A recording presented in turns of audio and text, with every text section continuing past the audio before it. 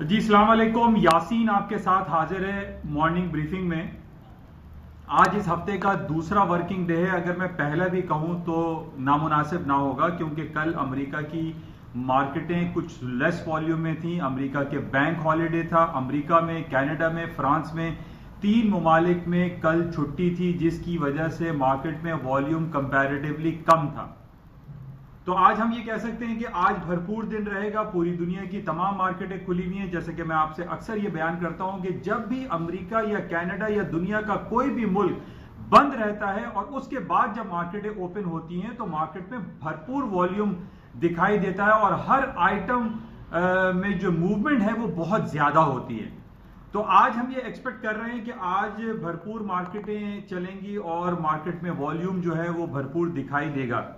अच्छा, कल सबसे इंपॉर्टेंट इवेंट जो मैं सुबह से आपसे ये कहता रहा कि अलीबाबा.com online shopping festival, double 11, singles day, ये अल्फाज मैं इस्तेमाल करता रहा सारा दिन अपने ऑडियोज पे भी, वीडियो पे भी। लेकिन मुझे एक बड़े अफसोस के साथ ये बात कहनी पड़ती है कि हमारे जो स्ट्रीम लाइन जो मीडिया है, यानी हमारे जितने भी चैनल्स हैं, पाकिस्तानी चैनल्स हैं, अब मैं नाम नहीं लूंगा, जितने भी स्ट्रीम लाइन चैनल हैं, आप सब जानते हैं कि कौन से बड़े बड़े चैनल्स हैं, वहां पे कहीं शाज़ो नादिर एक काट कहीं जिक्र कर दिया गया हो कि जनाब आज डबल 11 है या सिंगल्स डे है या अलीबाबा.com की आज सेल्स का दिन है। यानी सिर्फ 3-4 जो हमारे पॉलिटिकल जो मेंबर्स हैं, जो पॉलिटिकल जो फिगर्स हैं इंपॉर्टेंट, उन्हीं की बात राग अलापते रहते हैं तमाम चैनल्स। इन चैनल्स के पास कोई और बात होती ही नहीं है। बिस्मिल्लाहिर्रहमानिर्रहीम बोलते हैं और वो 3 या 4 हमारे जो पॉलिटिकल लीडर्स हैं उन्हीं की राग अलापते रहते हैं, उन्हीं के ऊपर कहानियां देते रहते हैं, उन्हीं के ऊपर खबरें देते रहते हैं। भाई, दुनिया में और भी बहुत कुछ है जो हम दिखा सकते हैं, बता सकते हैं, लोगों को एजुकेट कर सकते हैं। तो मैं उन तमाम लोगों को जो कि स्ट्रीम लाइन जो मीडिया ग्रुप से ताल्लुक रखते हैं, मैं उनसे ये गुजारिश करता हूं कि वो सिर्फ इन 3-4 पॉलिटिकल फिगर्स की कहानी ना सुनाया करें, बल्कि दुनिया में जो इंपॉर्टेंट इवेंट्स हो रहे होते हैं कम से कम उसका तो जिक्र कर दिया करें।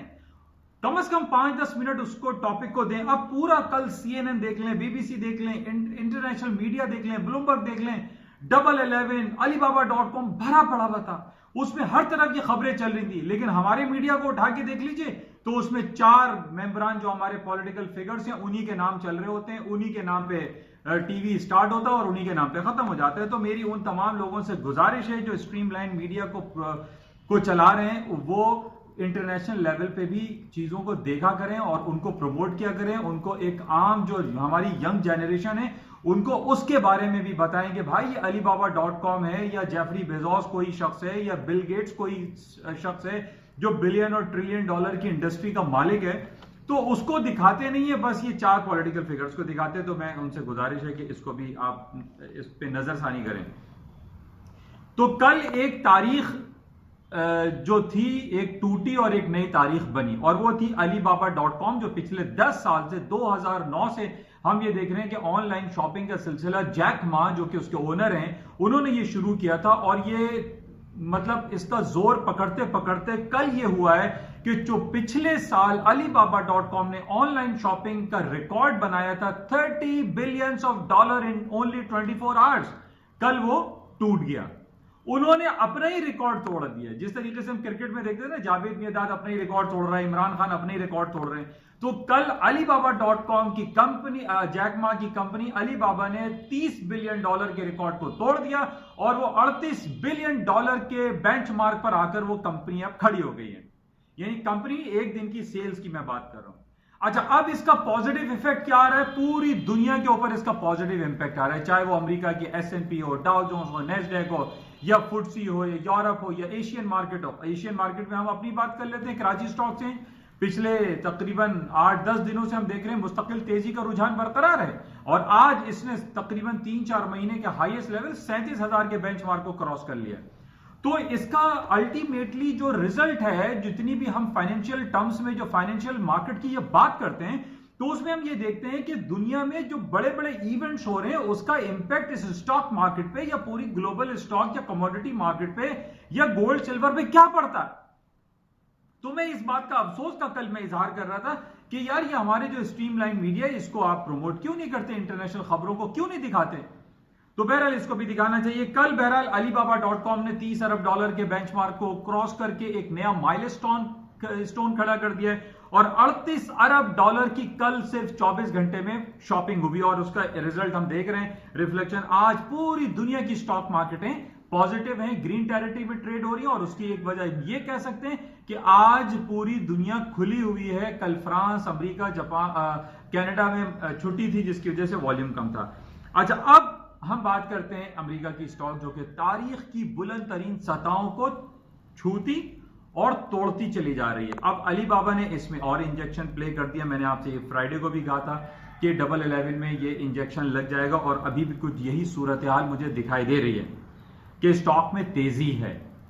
अच्छा, इसके साथ हम जो बात कर लेते हैं गोल्ड एंड सिल्वर की और स्टॉक करेंसी की जो बात करते हैं उसके अंदर डाउनफॉल दिखाई दे रहा है। अच्छा, उसकी वजह क्या है कि मैंने आपको गोल्ड का एक लेवल दिया था $1480 पर आउंस का। $1480 और $1520 के रेंज में $40 में गोल्ड की मार्केट चल रही थी। मैंने काफी अरसे से आपसे ये कह रहा था कि जनाब 1480 ब्रेक होगा तो मार्केट विल कम डाउन और यही सूरत हाल 3-4 दिन पहले हुई फ्राइडे को कि 1480 ब्रेक हुआ, मार्केट 1455-56 तक आ गई। आज भी यही सूरत हाल है कि मार्केट ने 47-48 का लो किया हुआ है और अभी 1452-1451 पे गोल्ड की मार्केट ट्रेड हो रही है, जिसके अंदर मजीद डाउनफॉल लगता है टेक्निकल ग्राउंड पे 1440 का इंपॉर्टेंट लेवल। तो बहरहाल इसको देखेंगे, लेकिन इसके नीचे आने की जो वजूहात है वो मैंने जैसे आपको कई दिनों से मैं ये कह रहा हूं कि हमें पूरी दुनिया की स्टॉक मार्केट और पूरी दुनिया के माहौल को की एक सराउंडिंग चेक करनी पड़ती है, एक हवा चेक करनी पड़ती है कि लोगों का ध्यान किधर है, मार्केट किस तरफ जा रही है। अभी आप देख लीजिए, हमें कहीं बैड न्यूज दिखाई नहीं दे रही। ईरान और सऊदी अरब के दरमियान कोई तल्ख कलामी नहीं हो रही है।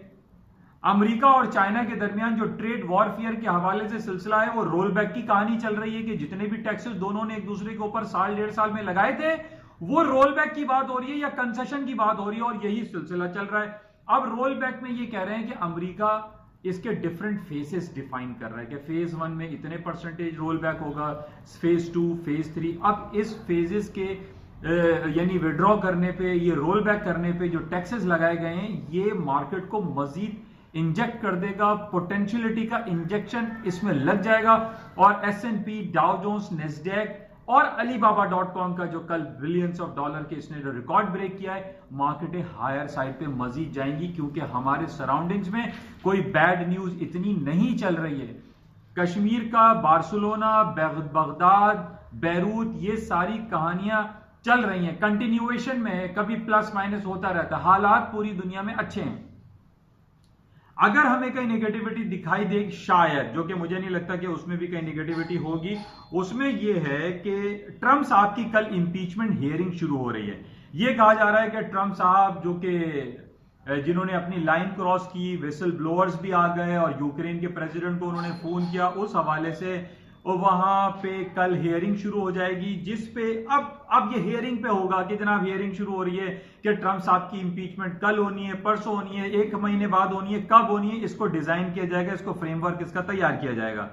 बहरहाल ओवरऑल जो सिनेरियो है वो पॉजिटिव है। अच्छा, इसके अलावा आज जो हमारे पास एक लंदन से एक खबर चल रही है, वोडाफोन जो कि बहुत बड़ा एक जायंट यूरोप साइड पे एक टेलीकम्युनिकेशन इंडस्ट्री है, वोडाफोन का अभी रिजल्ट आया है जो कि 0.3% प्लस में रिजल्ट आया है, बेहतर आया है, जिसकी वजह से मैं फिर आपसे ये कहूंगा कि वोडाफोन जो कि एक बहुत बड़ा नाम है उसकी वजह से भी स्टॉक मार्केट में मजीद तेजी आएगी। इस वक्त हम ये देख रहे हैं कि न सिर्फ कराची स्टॉक एक्सचेंज में बल्कि पूरी दुनिया में तेजी का रुझान बरकरार है। हमें उन तमाम लोगों के लिए जो सेलिंग और शॉर्ट सेल में बैठे हुए स्टॉक्स में, उनके लिए हमें कोई बैड न्यूज ढूंढनी है, लेकिन बैड न्यूज फिलहाल हमें कहीं दिखाई नहीं दे रही। बहरहाल गोल्ड सिल्वर में ज्यादा तेजी नहीं दिखाई देती, 1480 के ऊपर के स्टॉप्स प्लेस करके सेलिंग में बैठा जा सकता है। और इसके साथ ही हम क्रूड ऑयल की प्राइसेस जो देख रहे हैं 57-20 पे इस वक्त चल रही है और उसमें भी ज्यादा पोटेंशियल नहीं है। हालांकि दूसरी तरफ हमें सऊदी अरामको की IPOs की खबरें भी हमारे गिर्द घूम रही हैं, लेकिन जैसे कि मैंने आपसे कहा था कि जो crude oil and energy sector की प्राइसेस में डाउनफॉल इस वजह से लगता है क्योंकि हमारे पास जो ग्रीन हाउस इफेक्ट की कहानी बहुत ज्यादा चल रही है और जितनी भी हमारे पास जो व्हीकल्स हैं वो इलेक्ट्रॉनिक और बैटरी पे जा रहे हैं, जिसकी वजह से इन लॉन्ग रन में ये कहा जा रहा है कि क्रूड ऑयल की और एनर्जी सेक्टर में जो पेट्रोल है, डीजल है, इनकी मांग में कमी आ सकती है, जिसकी वजह से तेल का अभी टेक्निकल ग्राउंड पे मेरे पास जो लेवल है वो 58 फिगर के ऊपर के स्टॉप्स प्लेस करके सेलिंग चांस लिया जा सकता है। बहरहाल इसको आज मजीद देखेंगे मार्केट में और क्या खबरें रहती हैं। आज मुख्तसर यही है कि आज तकरीबन आप कह लीजिए 3 दिन के बाद पूरी दुनिया की मार्केटें फुल फ्लैश्ड ओपन है, खुली हुई हैं और मार्केट में वॉल्यूम आज भरपूर रहेगा। इंशाल्लाह राब्ते में रहेंगे और देखेंगे मजीद और क्या आज सारा दिन खबरें रहती। जाते हुए मैं आपसे फिर ये कहूंगा कि इस YouTube चैनल को प्लीज सब्सक्राइब जरूर करें और इसको ज्यादा से ज्यादा अपने फ्रेंड्स में और जो इकोनॉमिक्स और फाइनेंस के स्टूडेंट्स हैं उनको भी ये पहुंचाएं ताकि उनको थोड़ी सी इंफॉर्मेशन के what is happening around us मालूम हो सके। इंशाल्लाह राब्ते में रहेंगे। Thank you.